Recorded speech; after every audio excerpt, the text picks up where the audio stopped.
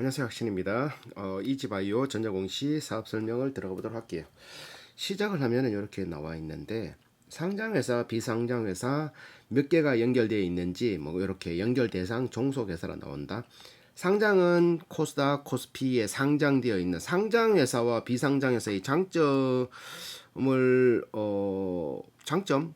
아니고 뭐 차이를 말한다면 상장은 누구나 살 수 있는 거고 비상장은 뭐 누구나 못 사는 거지. 나 10,000원치만 살게 회사 지분 이렇게 안 하잖아, 맞지? 한 우리 회사 한 30% 지분 가져가려고 하면 한 50억 가져와 뭐 이럴 수 있는데 상장되어 있으면 그 회사의 주가를 시중에 유통되어 있는 주가를 사는 거지. 그럼 그 회사를 사는 거야. 지분은 뭐 삼성전자 100주를 가지고 있다. 삼성전자를 사는 거지. 회사를 사는 투자자로서 살 수 있는 요거는 상장 시장에 살 수 있는 거. 비상장도 살 수는 있지만 적은 금액으로는 택도 없다. 이런 거. 비상장은 조금 좀 뭐렇게 해야 되나 이제 조금 접근성이 좀 떨어진다고 해야 되면 상장은 누구나 살 수 있는 마켓에 풀려 있는 그렇게 해석하면 되고 여기에 종속회사는 주요 종속회사는 하나가 있고 요번에 증가한 게 7개가 비상장회사로 신규 연결되어 있다. 패스웨이, 인터미디어트 리미티드 요게 지분 취득, 신규 설립.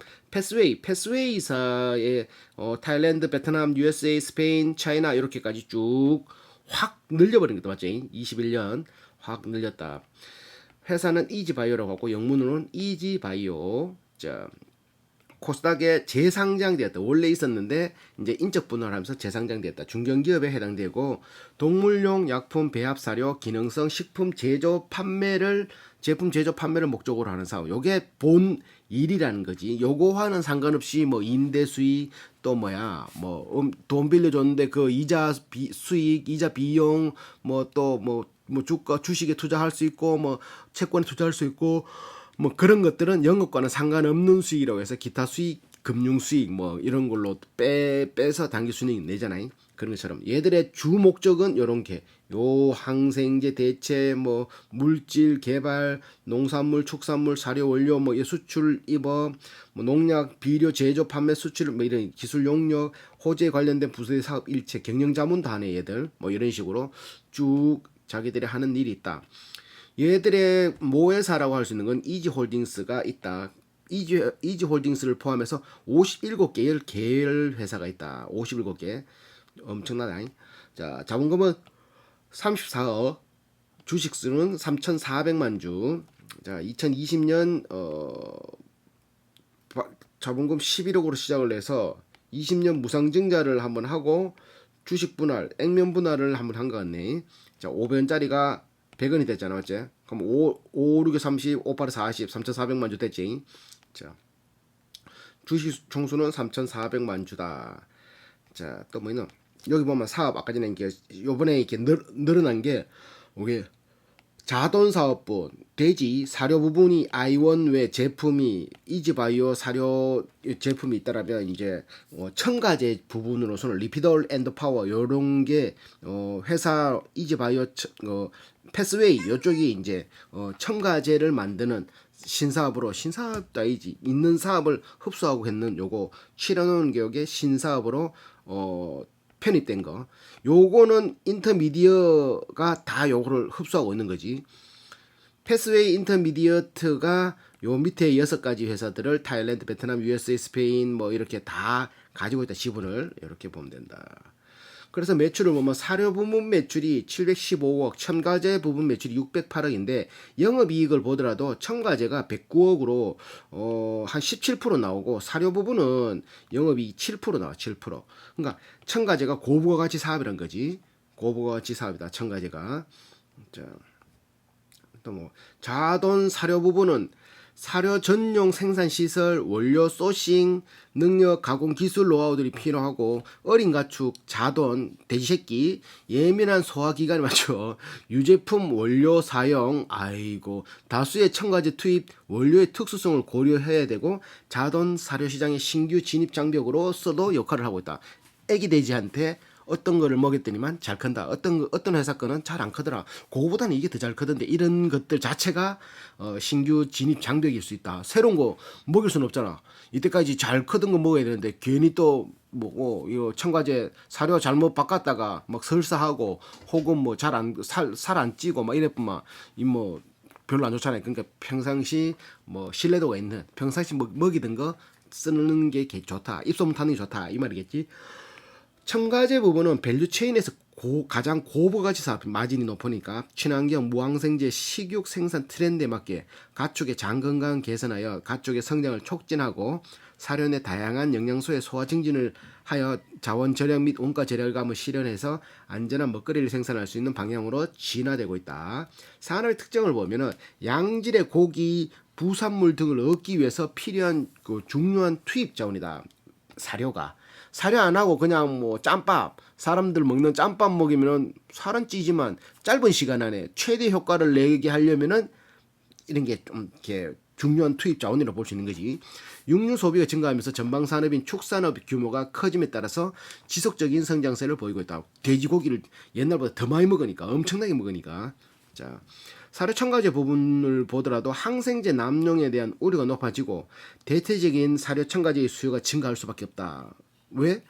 항생제를 많이 오남용을 하다 보면은 그 돼지고기를 우리가 먹으면 또 우리 몸에다 그게 남을 거 아니야. 그러면 슈퍼박테리아 생겨가지고 항생제가 안 먹히는 그걸 슈퍼박테리아라 그러거든.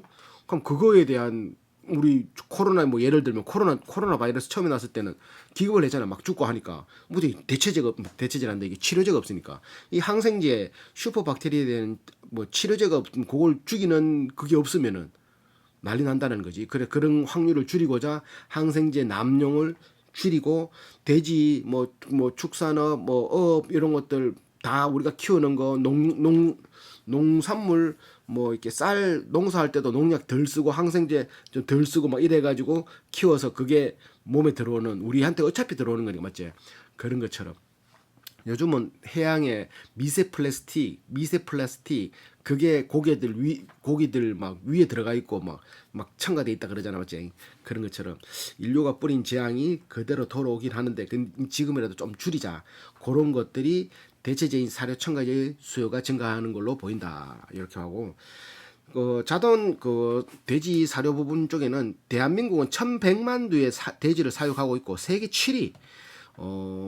일본보다 좀 규모가 많대. 사육두수가 꾸준히 지속적이고 그리고 사료 첨가제 같은 경우는 19년 전 세계 사료 첨가제 시장 규모가 42조 추산되는데 항생제 대체 자원에 관련된 EU 바이오틱 미생물제, 유기산제 시장이 각각 7조, 5조, 3조로 가장 큰 비중을 차지하고 있다. 이렇게 보는 거지. 그러니까 이 미생물제, 유기산제 이런 시장 항생제 대체제로 그래서 양돈 사육 두수가 쫙 이렇게 구제역 한번 돼지도 발톱 있는 그거니까 구제역 되겠다 맞지? 이런 한방 확 죽이기도 하잖아 맞지?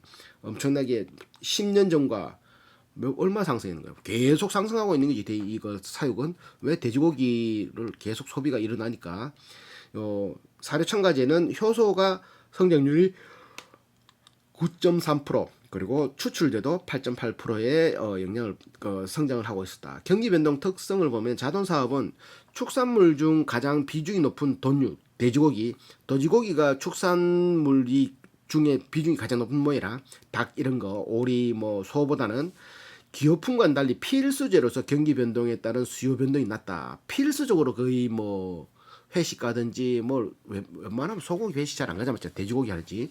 그러다 보니까 뭐 수입산도 많이 들어오고 하지만 이런 식의 필수 소비재라고 거의 자리 잡혔다고 보면 된다. 사료량, 배합 사료 생산량은 2017년에 18,000톤, 19,000톤, 2만 톤, 2만 900톤, 2만 900톤 이런 식으로 생산량이 21년은 20년엔 대비 0.2% 감소했지만 꾸준히 성장하고 있었다. 이렇게 볼 수 있는 거지. 자, 첨가제는 꾸준히 생산하고 증가하고 있는 중이고 경쟁 요소를 보면 여타 업체들이 갖지 못한 가격 경쟁력 및 탁월한 제품 성능을 확보했다. 자돈 사료의 탁월한 경쟁력이고 제품 살찐다 이거 뭐만 살찐다 돼지 된다 이런 거지. 자, 사료 첨가제 부분에서는 선도적으로 제품을 개척하고 마케팅을 한 기업의 경우 시장 내 품질의 가격에서 프리미엄급 인지도를 갖고 있다. 프리미엄급 인지도를 갖았다라는 것은 그만큼 신뢰도가 있고 좀 비싼 돈을 주고 사더라도 돼지 살이 더 많이 쪄서 마진이 더 크다. 이게 프리미엄급 신뢰도 아니야, 맞지? 싼 거지만 뭐 싸서 미긴 거야. 뭐 이런 것도 있고 비싸고 효과도 좋아. 그래서 저게 더 좋아. 병에도 덜 걸리는 것 같아. 살도 무럭무럭 쪄 이런 거지. 자, 불분명한 제품 안정성, 생산 일자나 시점에 대한 변이가 큰 품질 불균일성, 그리고 선도 기업을 모방하는 복제하는 따라하는 기술의 마케팅, 시장 내에서 인지도가 낮아가지고 싼 가격에 가격 경쟁력을 통해서 고객한테 확보하는 경향이 강한데 우리는 이제 조금 프리미엄급 인지도 오래됐고 우리 거는 살 잘 찐다 이런 거지. 아, 사료 첨가제는 좀 잘 튼튼하게 잘 큰다 이런 거지. 자, 자돈 사업 부분에 이제 시장의 특성을 보면 자돈 돼지는 전용 생산 시설을 갖춘 사료 회사가 많지 않고 이게 돼지 사료만 전용 생산 시설을 갖춘 사료, 유제품 재료 조달 문제, 생산 기술, 영양 설계 노하우 등 단기간에 생산 경쟁력을 갖추기는 어렵다. 판매량이 많을수록 원료 구매를 많이 해놔야 이게 많이 팔리면은 그만큼 많이 팔릴 걸 대비해서 원료를 많이 대량으로 사놔야 되잖아. 그러다 보니 그런 경쟁력 및 고정비 이걸 판관비라 그러지. 고정으로 나가는 비용, 고정비 절감에 유리한 산업 특성을 가지고 있어 저돈시내 그 자본시장 진입 장벽으로 작용한다. 이런 것들 많이 사야 된다. 자본이 많이 들어가는 이런 것들이 진입 장벽으로 작용된다. 이렇게 보는 거지. 자, 시장 점유율 이렇게 돼 있고 자원 조달 특성을 보면 그 돼지 사료 쪽은 원재료 중 익스펜더콘이 팜스토리에서 탈비 대도박은 CJ 제일제당에서부터 구매하고 있다. 이렇게 이런 원재료는 CJ 제일제당, 팜스토리 이런 데서 구매하고 있고 사료 첨가제는 뭐 네덜란드, 미국, 스위스, 덴마크, 미국 이런 데서 이제 또 사오는 게 대다수다. 이렇게 돼 있네. 자, 자동 사업 부분에 이거 뭐야? 관련 규제 이런 걸 보면 배합 사업은 사료관리법에서 운영되고 최근 허가제에서 등록제로 바뀌면서 중소기업 고유 업종에서 해제됐다. 이게 중소기업 고유 업종에서 해제됐다는 건 대기업도 뛰어들 수 있다는 소리지. 맞지? 허가제에서 허가 받아서 열었는데 이제 등록하면 무조건 할 수 있다는 거지. 사료는. 자, 그리고 사료 첨가제 같은 경우는 EU 2022년 6월부터 EU 내에서 사용되는 전체 배합 사료 내 산화 아연 여기 중요 사용을 중지할 예정이고 국내에도 규제 정책이 강화될 수 있다. 산화 아연을 사용이 굉장히 이렇게 적게 하는 그런 것들. 주요 제품을 보면 자돈 사료 매출 54%, 사료 첨가제 45% 이렇게 차지한다. 원재료는 자돈 사료는 CJ 투맨 인터내셔널 여기에서 매입을 한 65% 사오고 첨가제 원료는 CJ 외에서 34%를 가져온다. CJ에서 많이 사온다 맞지? 자, 원재료 가격은 19년, 20년, 21년 키로당 680원에서 740원, 800원 우상향하고 있고 첨가제도 900원에서 890원, 920원 이거는 뭐 대충달쭉 한다 맞지? 생산 능력은 2020년 요거는 5월부터 12월까지니까 이때 상장했으니 요 애매하지만 생산 능력은 조금 올라갔다로 말하기 좀 그렇다 맞지. 그래서 여기 가동률을 보니까 배합 사료는 평균이에요. 평균 127% 공정 가동률을 돌아가고 있고 첨가제는 64% 공정 가동률이 돌아가고 있다. 이렇게 배합 사료 요번에 이제 증가한 게 생산 설비 19억 증가했다. 배합 사료 첨가제는 2억 9천 이런 식으로 총 22억 정도 증가했다. 매출 실적을 보면 배합 사료는 내수가 968억, 수출이 47억. 비율을 따져보니까 이거 한 어디 갔노? 수출, 내수 95대 5 정도의 배합 사료 같은 경우 내수가 95고 수출이 5.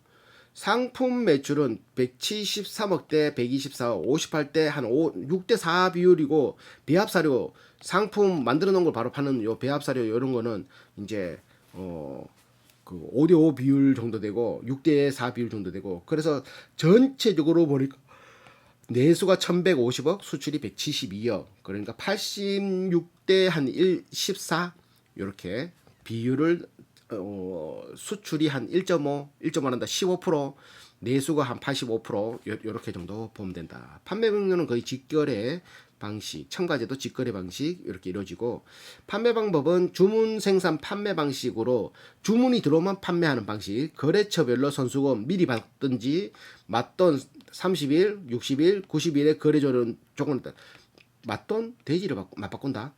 30일에서 그 어음이 환급되고 60일에서 뭐 거래 조건에 따라 가격 차이 등이 된다 이런 말이네 맞지?